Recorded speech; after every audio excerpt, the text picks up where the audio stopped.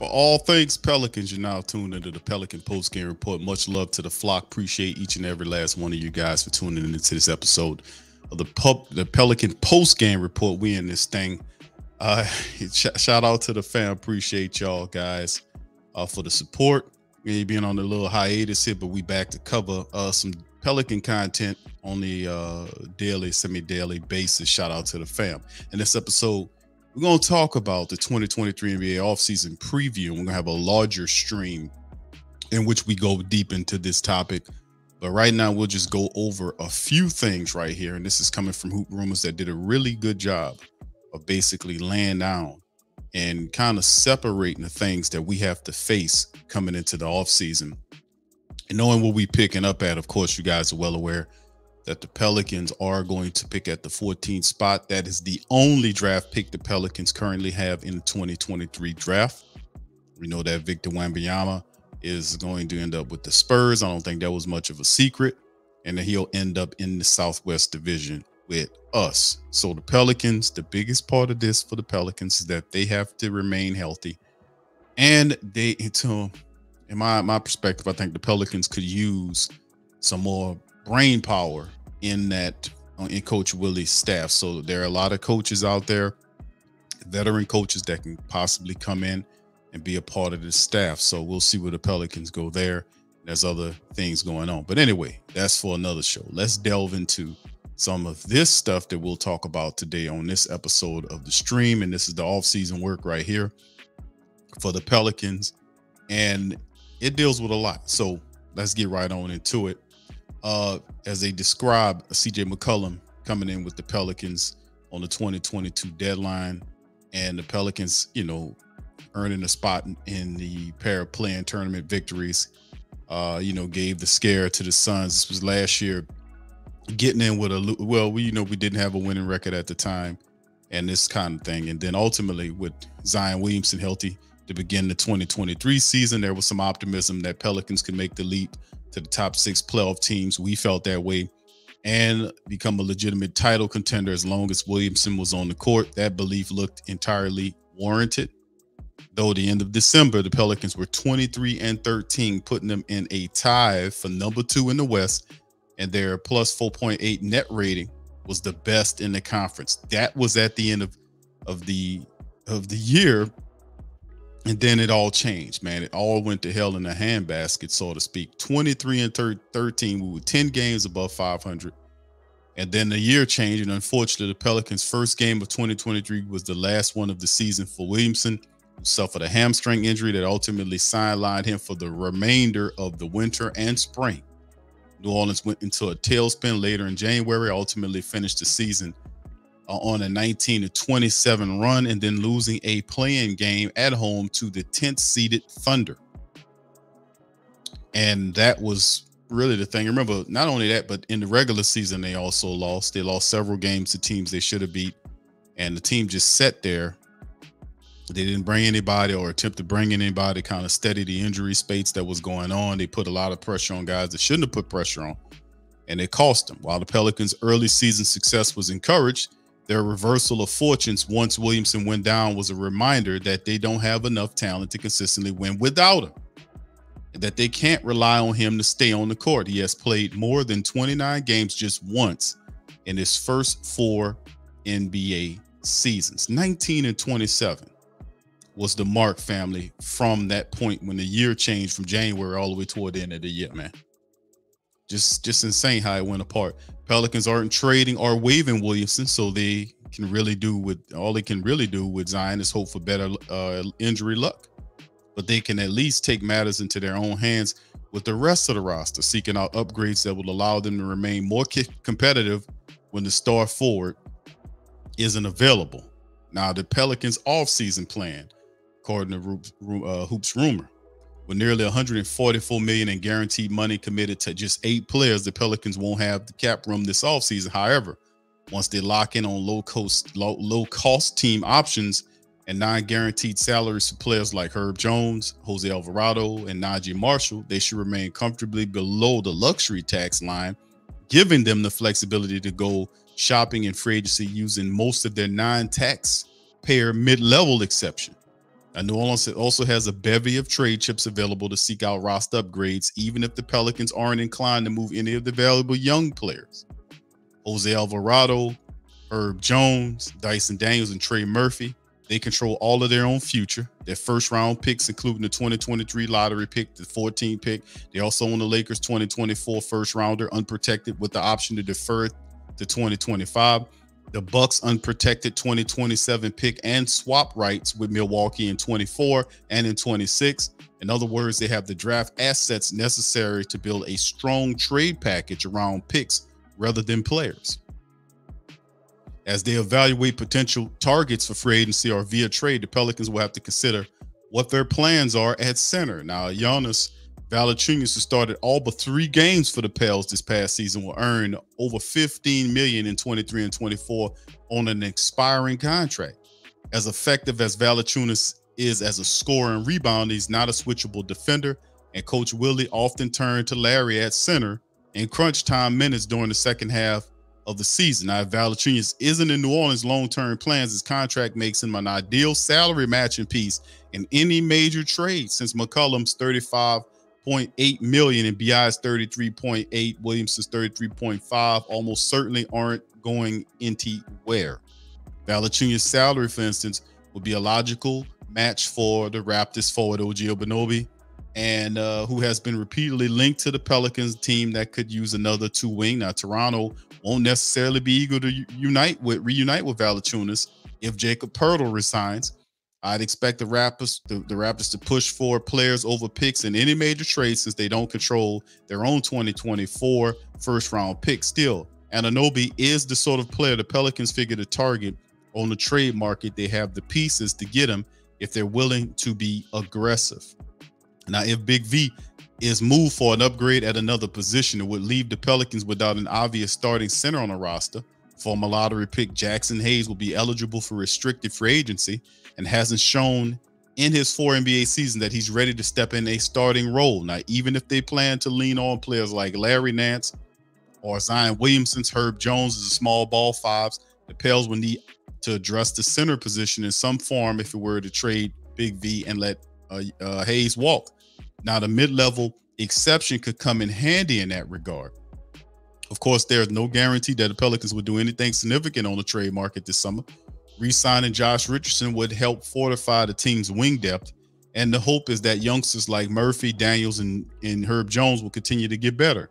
Now, internal improvement and a healthy season from Williamson could make the Pelicans a contender even without any real outside additions. It will give the organization an opportunity to take a longer look at which pieces fit best with Zion.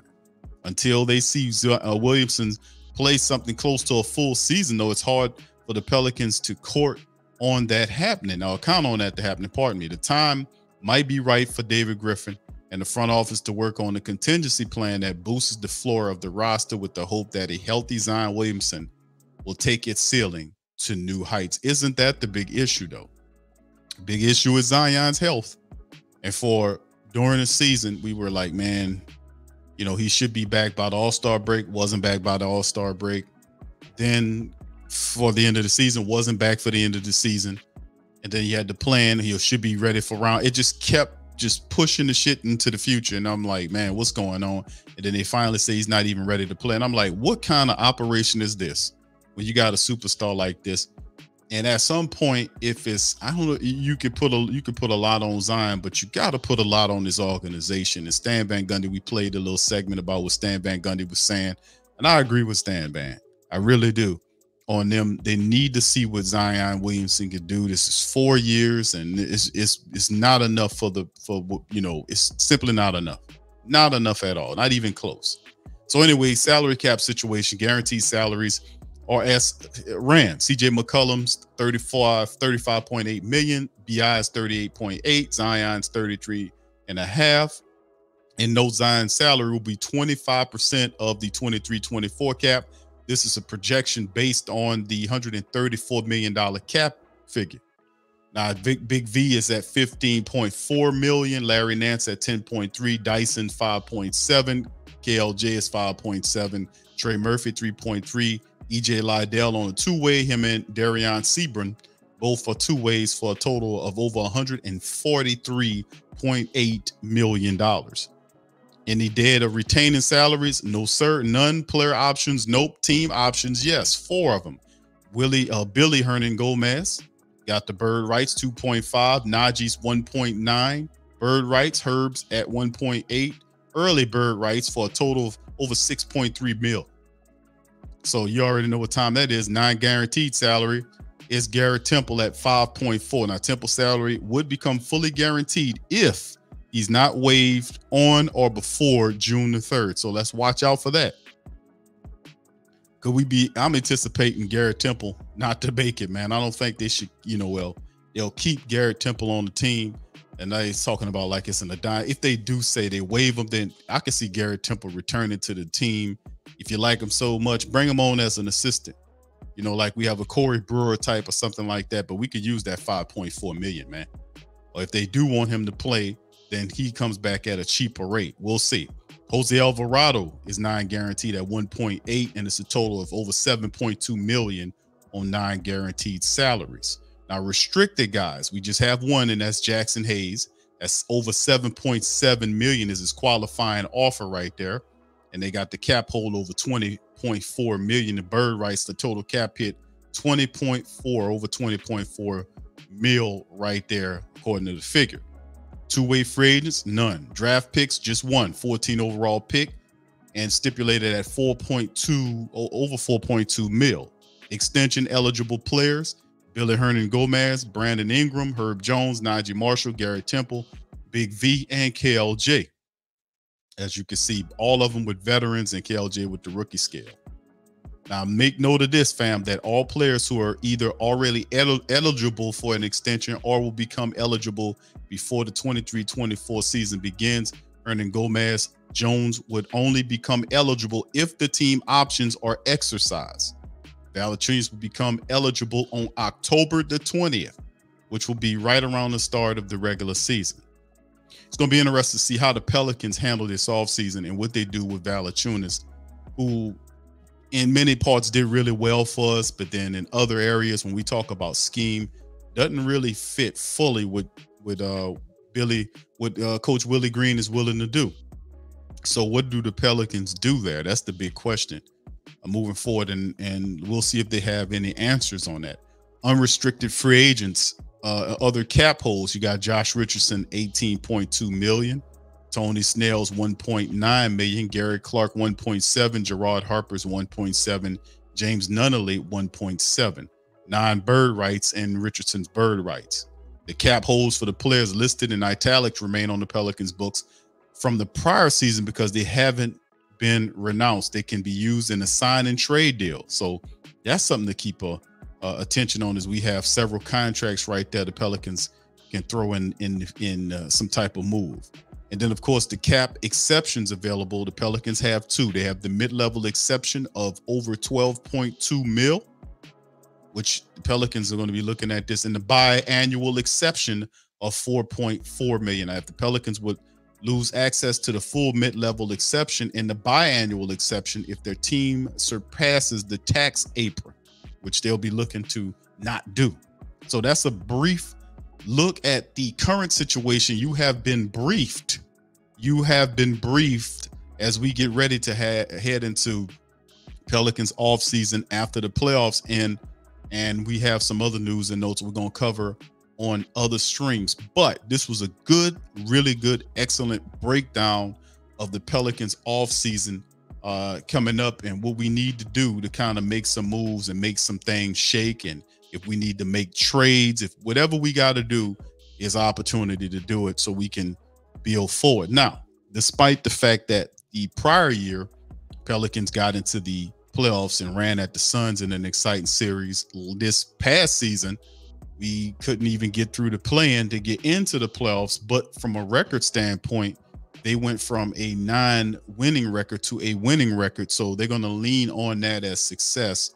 And then this year, you'll really see a lot of pressure on the Pelicans to really take it to the next level, and a lot of pressure on Zion Williamson, because a lot of people, including me, are kind of protecting Zion to a degree because we want to see what's going on.